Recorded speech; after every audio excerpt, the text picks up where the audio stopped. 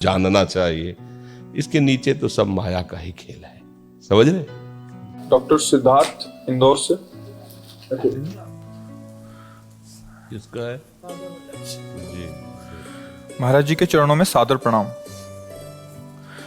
महाराज श्री, मूल अशुद्धि हमारे स्वभाव में ही ढकी हुई रहती है, उसका आंकलन और निवारण कैसे करें? सब समय हम उससे अनजान रहते हैं और परिस्थिति आने पर वो हमारा अहित कर देती है। क्या यही प्रभु प्रेम को न समझ पाने का कारण है? स्वभाव बनता और बिगड़ता स्थायी चीज नहीं है। स्वभाव बनता है और बिगड़ता भी है। स्वभाव किससे बनता बिगड़ता है? जैसा हम सुनते हैं, देखते हैं, बोलते हैं, खाते पीते हैं, जैसे वातावरण में रहते हैं, वैसे ही हमारा स्वभाव बनता है। पूर्व जन्म में जैसे हमने आचरण किए हैं, उनके अनुसार हमारा स्वभाव दिया जाएगा इस जन्म में। अब उस जन्म के स्वभाव को हम बदल भी सकते हैं। उसको हम बहुत बुरा बना सकते हैं और बहुत अच्छा बना सकते हैं। ये स्वतंत्रता है मनुष्य जीवन में, पशु जीवन में नहीं और अन्य जीवन में कहीं नहीं। तो हमारा स्वभाव जो कारण देह से संबंध रखता है, और हमारा सूक्ष्म शरीर, उसे कारण देह कहते हैं, कारण शरीर।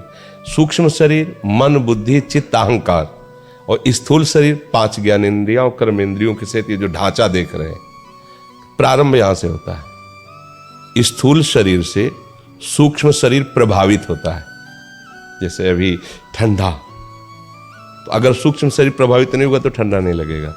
सूक्ष्म शरीर को बेहोश कर दीजिए तो स्थूल शरीर को काट दीजिए, आप उसको पता नहीं चलेगा।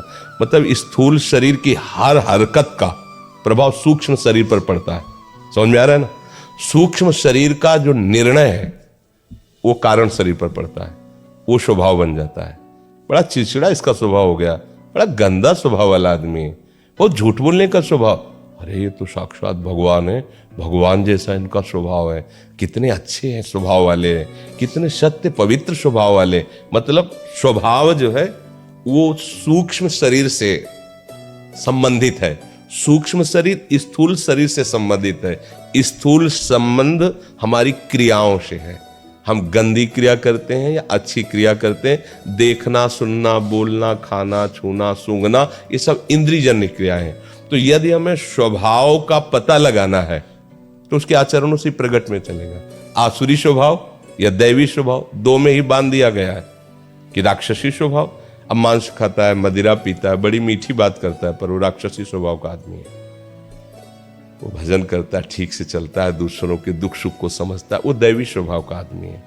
अब राक्षसी स्वभाव वाला दैवी स्वभाव वाला बन सकता है, और दैवी स्वभाव वाला चूक करे तो राक्षसी स्वभाव का बन जाएगा। परिवर्तनशील है ना स्वभाव, सच्चिदानंद थोड़ी है, वो तो परिवर्तनशील है। तीनों शरीर मायाकृत है ना, तो इसके द्वारा जो भी है सब मायाकृत है ना। अब हमारा जब भगवत भाव इसमें जागृत होगा, स्थूल शरीर की भागवतिक चेष्टाएं और सूक्ष्म शरीर का भागवतिक चिंतन, तो हमारा भागवतिक स्वभाव बन जाएगा। अब ये परिवर्तन होने वाला नहीं है, क्योंकि ये त्रिगुणातीत भगवान के नाम रूप लीला धाम के चिंतन से त्रिगुणातीत स्वभाव बन गया है। जैसे हमारे यहाँ सेवक जी महाराज कह रहे हैं, यह जो पर्यो मोहि सहज स्वभाव, श्री हरिवंश नाम रस चाओ, नाव सुदृढ़ भव तरन को। बोले अब मेरा स्वभाव पड़ गया है राधा वल्लभ श्री हरिवंश, राधा वल्लभ श्री हरिवंश, राधा वल्लभ श्री हरिवंश। श्रवण में स्वभाव पड़ गया भगवत चर्चा, और कुछ अच्छा ही नहीं लगता। स्वभाव बन गया भगवान की चर्चा करने का।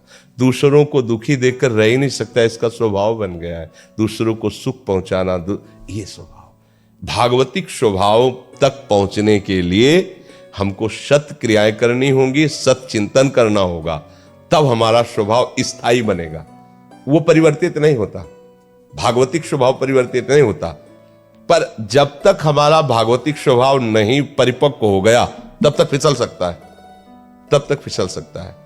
तो स्वभाव का परिवर्तन हो गया तो जीवन मुक्त हो गया ना, क्योंकि तीनों शरीरों से उसका संबंध धीरे धीरे खत्म हो जाता है, जिसका भागवतिक।